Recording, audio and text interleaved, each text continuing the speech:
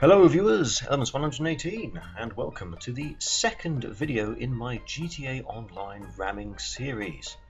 In the first video I covered the sports class, which at time of recording during the After Hours update was the biggest class in the game. And as I promised at the end of that video, here's the supercars class. And once again, what you're seeing here is a countdown from worst to best in the supercars class in terms of momentum, and those 5-digit values that you're seeing, and eventually 6-digit values, they are the actual values calculated in units of kilogram meters per second, which is the SI unit for momentum.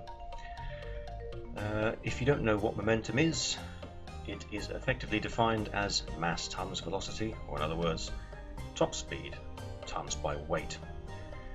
And in order to make those calculations, we obviously need those values, and luckily the great Bruffy1322 has tested the top speeds and more of all of these vehicles, and the weights can be found from the handling files, and Bruffy's testing spreadsheet contains all of those values.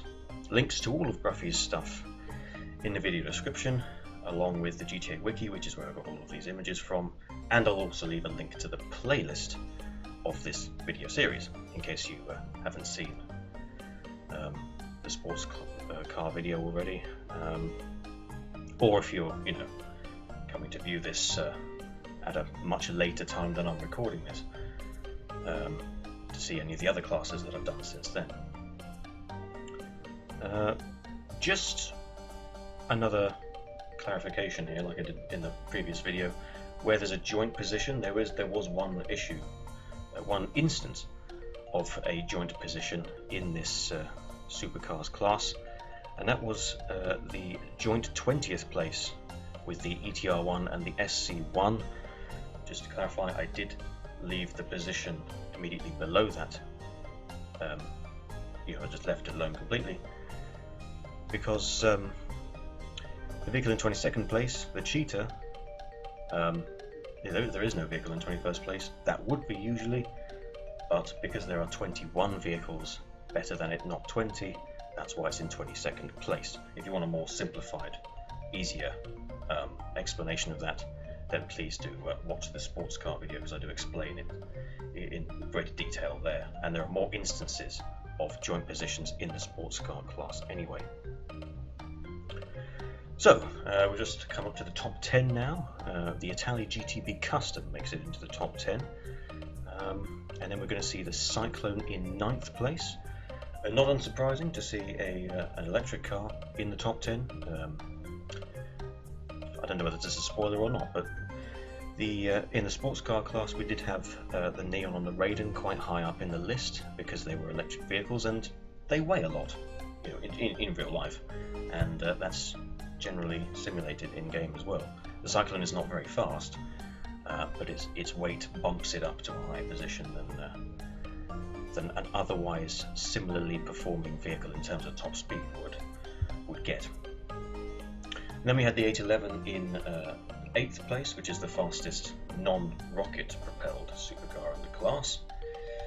And then we had the Scramjet, the newest vehicle in the supercars class, completely pointless vehicle, but apparently it's a fun thing to drive. That is one of the rocket-powered vehicles. And then we had the Adder in 6th place. And now, as we enter the top 5, we've got the Tesseract breaking the 100,000 kilogram meters per second barrier now. Similarly with the sports class, we had 5 vehicles in that class as well that broke that barrier. Not that it's hugely significant, it's just, adds another digit, so make the numbers look a lot bigger than they actually are, I suppose. And then the Italia GTB in 4th place.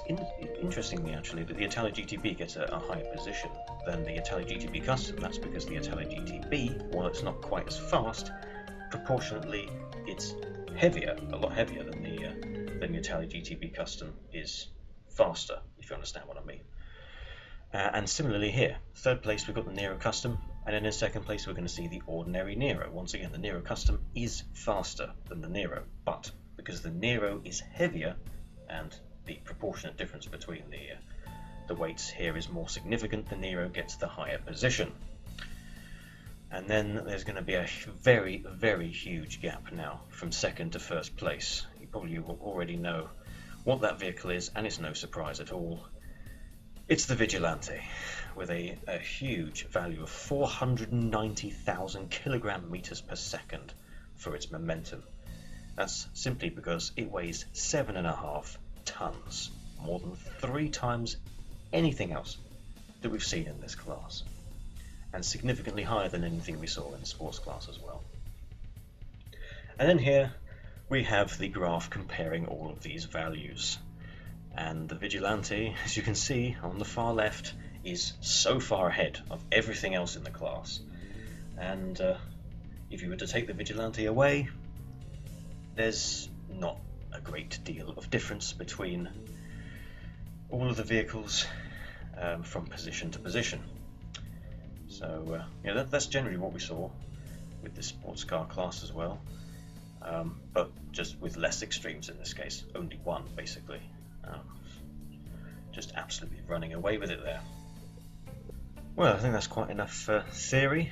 Now let's see some of this in action. And first up we have the T20 on the left and the Wagner on the right. The T20 positioned somewhere in the middle of this class, and the Wagner is somewhere near the bottom.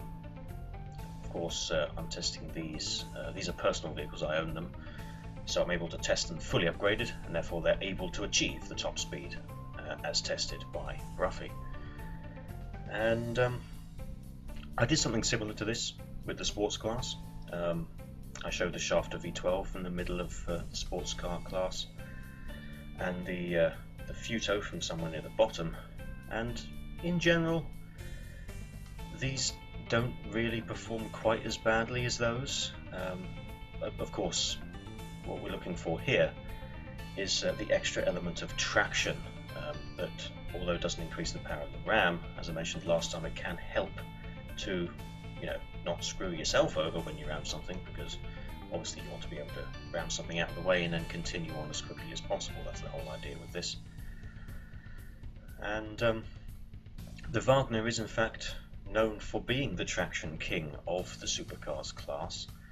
It doesn't help it hugely here because the weight is more important and it doesn't have a lot of that. And these two cars are spinning out quite often, but it could be a lot worse, after all. The acceleration and the speed of these things, it doesn't really matter a huge amount anyway, whether they spin out that much or not. And then now we have the Nero Custom on the left. That's the vehicle that got into third place with the momentum, and then the Penetrator from 12th place on the right. And now, although the Penetrator does quite well to get up to 12th place, it is actually quite bad at ramming, and that is because for most of the rams that you're seeing it perform here, it doesn't exactly ram the vehicles. Instead, it just likes to climb over the top of them, which is one way of going about it, but it's not really ramming it, is it? It's just finding another means. So, since it's not really doing what we want it to do here, it's not good at doing it, is it? Look at it. It's just pathetic, really. But then again, it is a very, very short vehicle, almost ramp buggy-esque sort of styling on the front end. You'd think, therefore, that it would go underneath vehicles, but because of game physics being quite the mystery to those who don't code it, it for some reason climbs over the top of vehicles instead of going underneath them, becoming a sort of hat there for the Granger. The Nero Custom, on the other hand, it's generally quite good. It's still a supercar at the end of the day. That these cars are not designed for ramming. They're designed more for sort of aerodynamics rather than ramming, as if any car was ever designed for ramming, I suppose. the Nero custom is not that bad. I always suspected it was going to be quite good even before doing all these momentum calculations. And now we have the king of the class, the Vigilante, by far the best in the class. And when you take it out, it's no surprise really.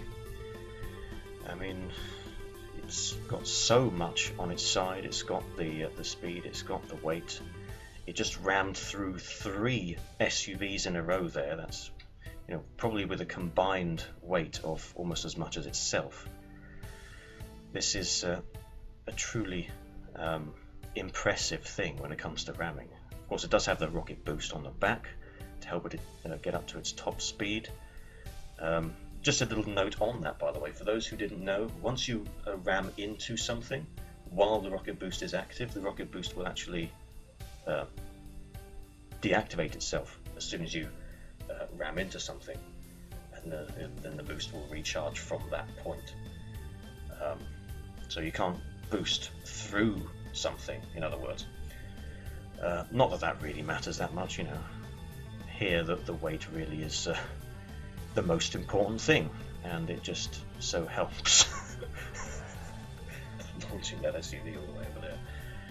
It just so helps that it's also the fastest vehicle in the class. And the traction's not bad either, so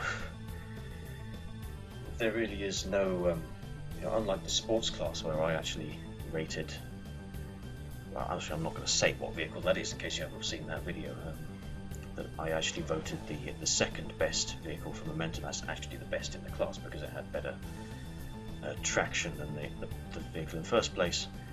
In this instance, I would absolutely still put the Vigilante at the top. It's so much better than the other vehicles in the class, and once again, after all, these are all supercars. They're not designed for ramming, but it's interesting to see how they all perform regardless. And that really is it for this video, viewers. I hope you enjoyed watching. Feel free to subscribe if you aren't already, of course. If you want to see more videos in this class, the Sports Classics, more videos in this series, I should say. The Sports Classics class will be the next class that I cover, and hopefully I'll see you there. As always, I hope you found this useful in some way. Maybe you did. You never know who might. And as always, good luck with whatever games you're playing. And I'll see you next time.